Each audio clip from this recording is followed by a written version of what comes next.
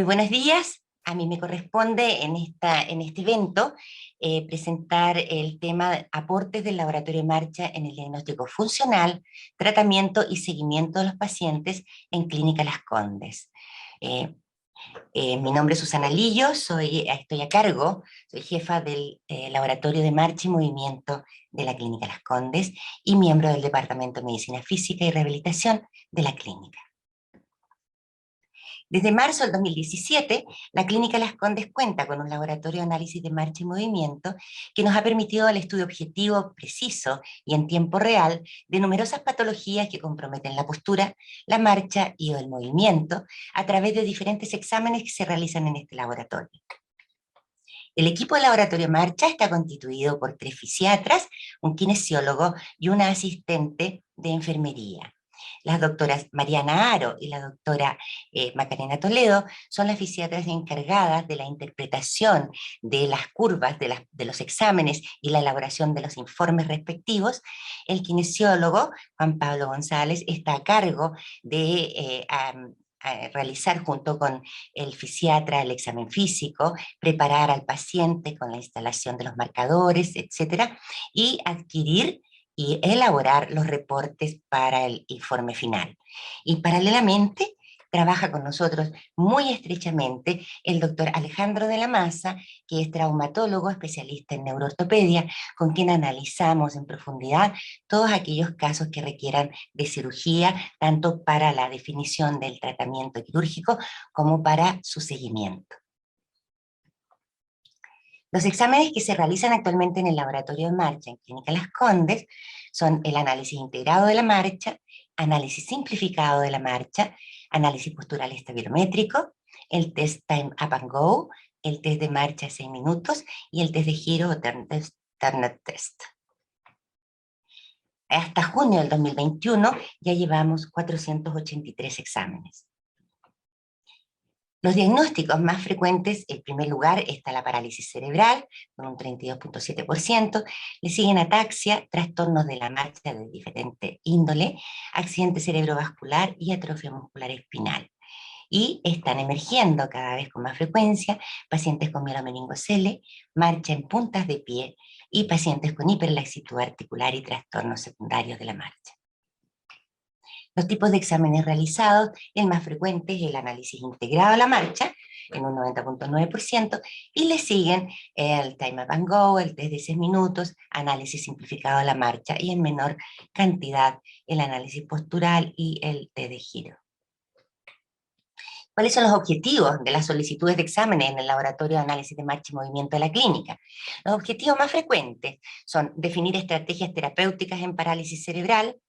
evaluación y seguimiento de la respuesta a los diferentes tratamientos, apoyo en el diagnóstico etiológico de acuerdo al perfil de la marcha, evaluación de riesgo caída y evaluación de las estrategias motoras para la transición de sentado al bípedo y viceversa. Para ejemplarizar un poco nuestra experiencia, me interesa presentarle algunos casos clínicos. En el primer caso, se trata de un pacientito de sexo masculino que tiene 10 años de edad y cuyo diagnóstico es una diplegia espástica Gross Motor Functional Classification System tipo 2, secuela de prematuridad. El principal problema de este chiquitito es la tendencia a la marcha agazapada. Ha recibido tratamiento en base a quimioterapia, ejercicios y toxina botulínica en promedio cada 18 meses con buen resultado. El objetivo de este análisis fue la evaluación pre- y post-infiltración con toxina botulínica para tener ya una evaluación más objetiva de los resultados y de acuerdo a ello ir evaluando eventualmente una rizotomía dorsal selectiva y además evaluar el impacto de las órtesis en la marcha. En este minuto voy a presentar solo la evaluación pre- y post-infiltración con toxina botulínica. A partir de los 5 años, este chiquitito comienza con una tendencia progresiva al agazapamiento de la postura y de la marcha. Asociado a esta tendencia al agazapamiento, aparece fatigabilidad y disminución progresiva de las actividades, y que responde muy bien a la infiltración periódica con toxina botulínica, con mejoría de su postura, movilidad y recuperación de las actividades físicas. De esta manera, se le realiza un examen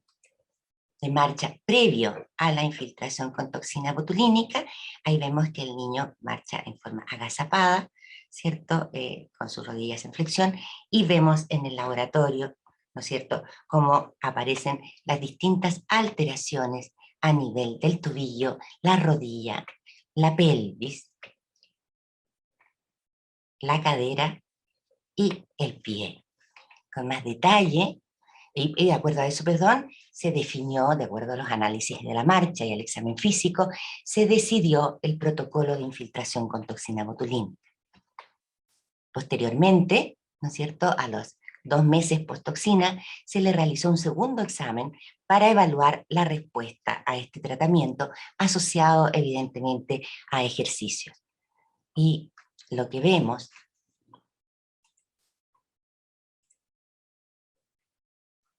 previo a la toxina y post-toxina, en su video de marcha, donde ya se evidencian, ¿no es cierto?, mejorías en su patrón de marcha, disminución del agazapamiento y también mejoría de su postura.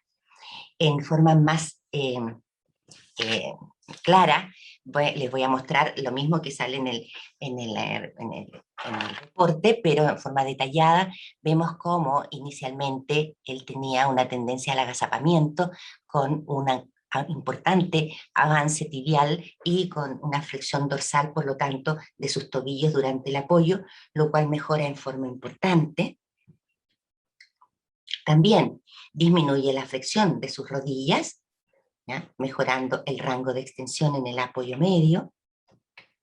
Se corrige la retroversión pélvica. En el plano frontal vemos que mejora la consistencia del movimiento de tronco,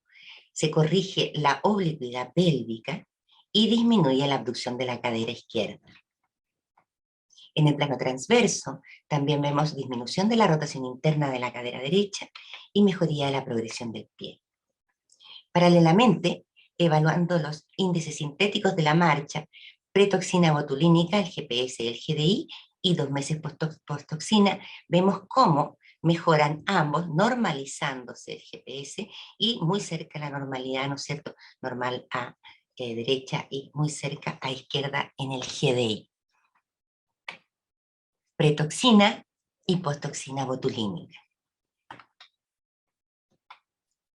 La pregunta en este minuto es, ¿seguimos con el mismo esquema de tratamiento? ¿Vamos evaluando la posibilidad de risotomía dorsal selectiva? Eso lo vamos a ir determinando en el seguimiento de este paciente. Pero hemos podido, ¿no es cierto?, objetivar en forma muy clara los beneficios de este tratamiento en relación a la postura y a su marcha, tanto a nivel de sus tobillos, rodillas y caderas y pelvis. El segundo caso es una paciente con parálisis cerebral que presenta dolor en rodillas.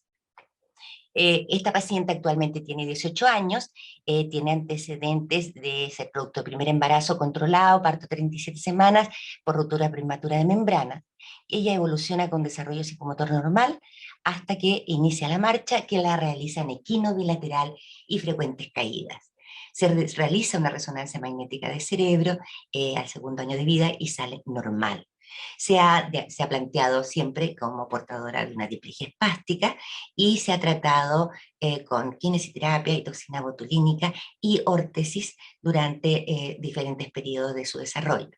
Ella ha logrado un excelente desempeño general, con una excelente integración y rendimiento escolar, absolutamente independiente acorde a su edad, y deportista hasta el 2016, en que ella comienza con dolor en la cara anterior de rodillas mayor a derecha. Se le realiza en abril del 2017 un análisis de marcha y donde observamos, ¿no es cierto?, diferentes alteraciones a nivel de la pelvis, con un incremento de la oblicuidad pélvica, una anteversión pélvica importante, ya una abducción de las caderas, especialmente la izquierda, durante el apoyo inicial y el balanceo, una disminución del rango de flexión de sus caderas, una rotación interna de ambas caderas mayor a derecha, y un equino bilateral con la desaparición del primer rocker, un avance rápido, ¿no es cierto?, hacia la flexión plantar a izquierda y una pequeña muesca a derecha que hablaba, ¿no es cierto?, de algún grado de espasticidad de los gastrocnemios. En ese minuto se decide, ¿no es cierto?, modificar su actividad deportiva, se cambia a natación, se le realiza infiltración con Botox, especialmente a nivel del recto femoral, que pues suponíamos que estaba jugando un rol importante en el dolor, y la paciente evoluciona durante el 2017 sin dolor y en buenas condiciones generales. 2018 también, sin embargo, ay, discúlpeme, no, me salté esta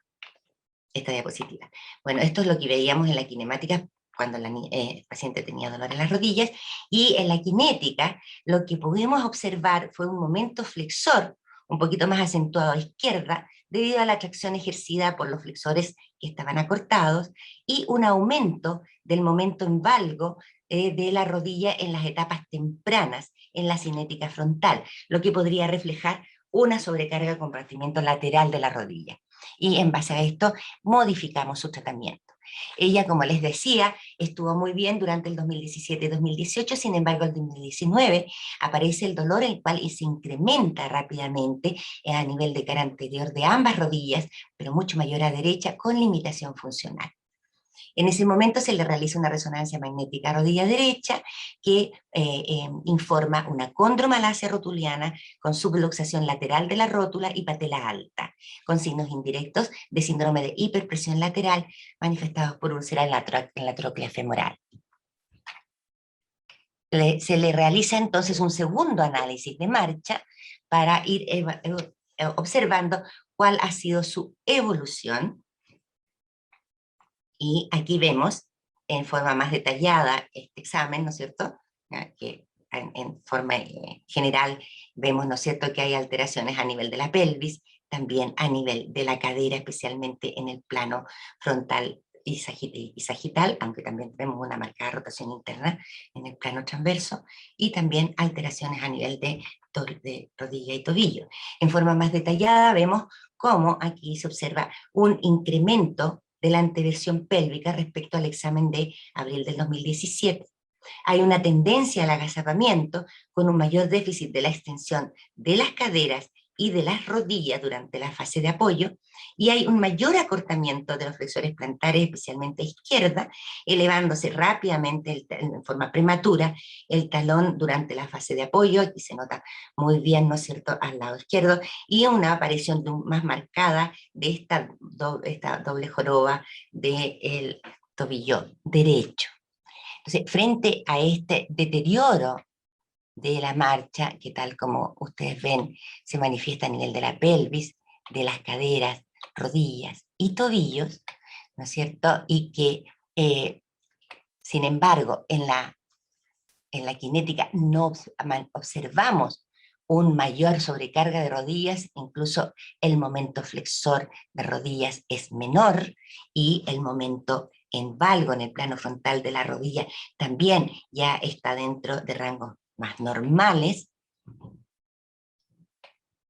y que paralelamente, durante el examen físico de nuestro laboratorio, si bien mostraba unas patelas levemente altas, no veíamos extensor lag, y que el hallazgo más importante era una anteversión femoral bilateral mayor a derecha, es que concluimos en este caso que las características clínicas y el análisis integrado mostraban como alteración predominante la anteversión femoral aumentada bilateralmente, más acentuada a derecha, y una inestabilidad pelviana en el plano coronal, todo esto por una insuficiencia de extensores y de estabilizadores laterales de cadera, principalmente el glúteo medio, debido muy probablemente a la alteración del brazo de palanca que se asocia a esta alteración ósea torsional. Por otro lado, la anteversión femoral aumentada podría también determinar algún grado de incongruencia a nivel rotuliano que explicara las molestias referidas por la paciente en la cara anterior de las rodillas. Además, si bien, tal como les decía, observábamos elementos de sobrecarga en las rodillas, los elementos estaban en el compartimento lateral, manifestado por el momento en valgo, y discretamente en el compartimento posterior, con el momento flexor, pero no en el compartimiento anterior que expliquen las molestias a nivel patelar. Y por último, que clínicamente impresionan las patelas en posición levemente altas, pero no asociadas a extensor largo. Por lo tanto, de acuerdo a todos estos hallazgos, se decidió que no se harían intervenciones directas sobre las rodillas, lo cual se puede reevaluar más adelante, y que en ese momento se planteó entonces la corrección de la alteración del eje femoral por aumento de la anteversión, un alargamiento mínimo de gastrocnemios mayor a izquierda y además infiltración con toxina botulínica. De esta manera, en septiembre del 2019 se realiza la cirugía multinivel en extremidades inferiores más la infiltración con toxina botulínica. Tal como les decía, la cirugía consistió en la osteotomía rotadora de fémur bilateral y un alargamiento del tríceps sural con técnica de Strayer. En el control postoperada, a los 7 meses de operada, se evidencia una mejoría de la postura y alineamiento de sus extremidades inferiores, una mejoría de la estabilidad de la pelvis y del tronco, y la desaparición por completo del dolor de rodillas que sigue hasta la fecha. Aquí en este reporte, ¿no es cierto?, vemos cómo se mejora a nivel de todos los niveles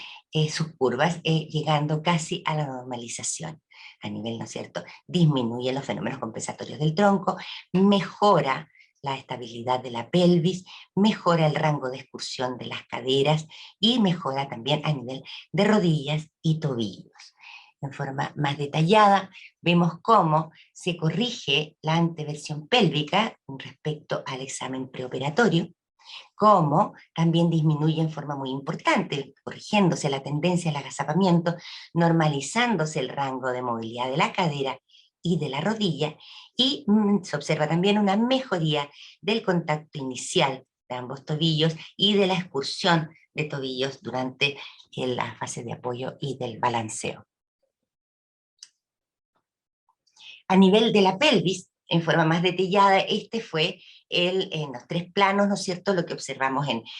previo a la cirugía en marzo del 2019, y cómo mejora después de operada, logrando entonces, concluyendo claramente, que la estabilidad mejoró en forma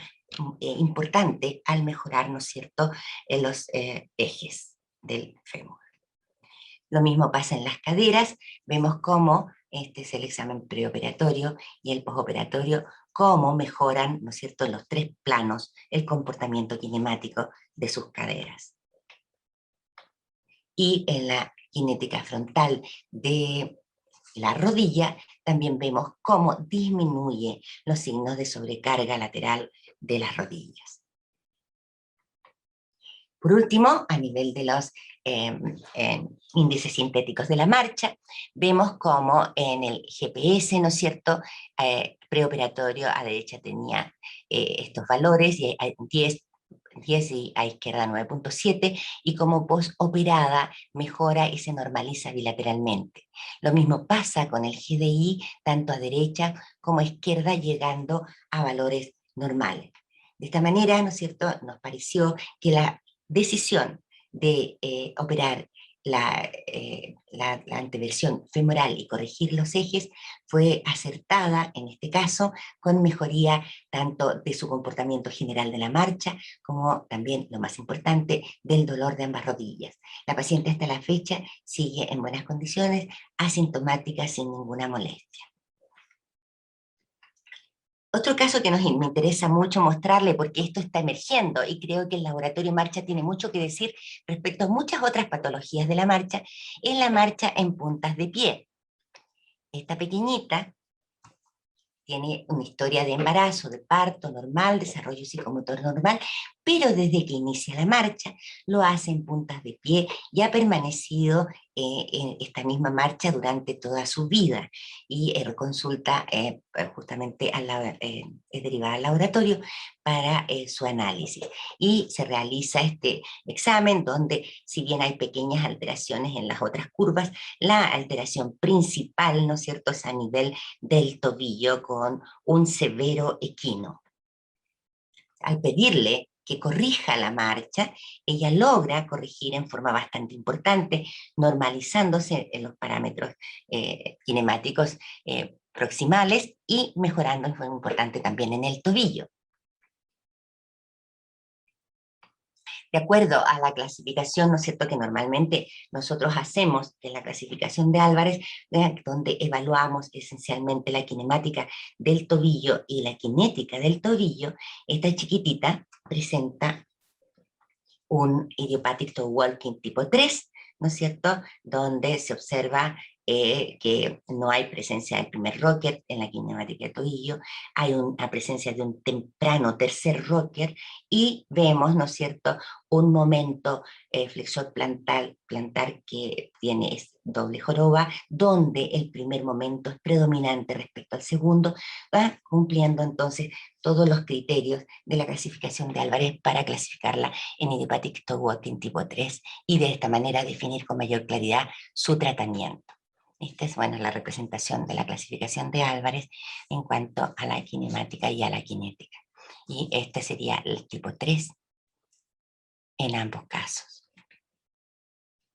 Por último, y en forma lo más rápida posible, quisiera referirme a esta herramienta que también contamos en el laboratorio en marcha, que es el sensor inercial, que nos permite la realización de una serie de exámenes que son de menor complejidad y que nos entregan una información muy valiosa en nuestros pacientes y que para nosotros está siendo un desafío importante de poder difundirla para lograr, ¿no es cierto?, apoyar en el diagnóstico y en el seguimiento funcional de pacientes con numerosas patologías.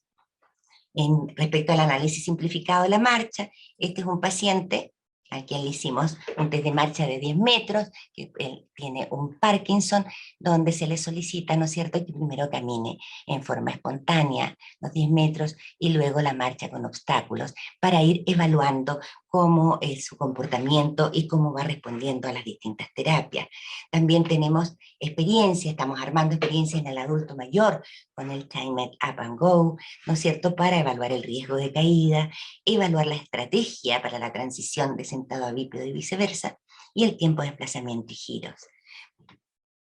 También estamos muy interesados en seguir evaluando en pacientes con este tipo de exámenes, en este caso en pacientes con atrofia muscular espinal, donde junto con la evaluación del riesgo de caída es muy importante evaluar las estrategias que se utilizan para la transición de sentado a bípedo y viceversa, y el tiempo de desplazamiento y giros, especialmente en estos pacientes de atrofia muscular espinal tipo 3, que en este minuto están recibiendo Spinraza, que es un medicamento que eventualmente podría modificar la historia natural de su enfermedad, donde cobra mucha significancia una evaluación objetiva de todas sus funciones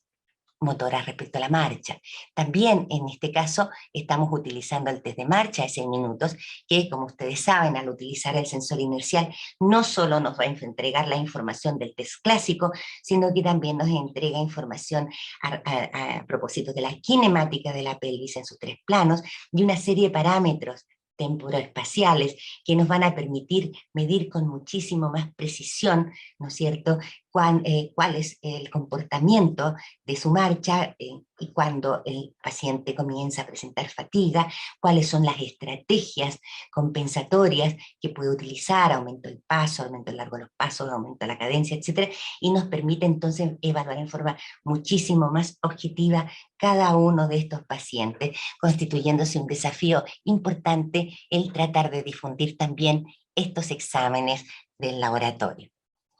Muchísimas gracias.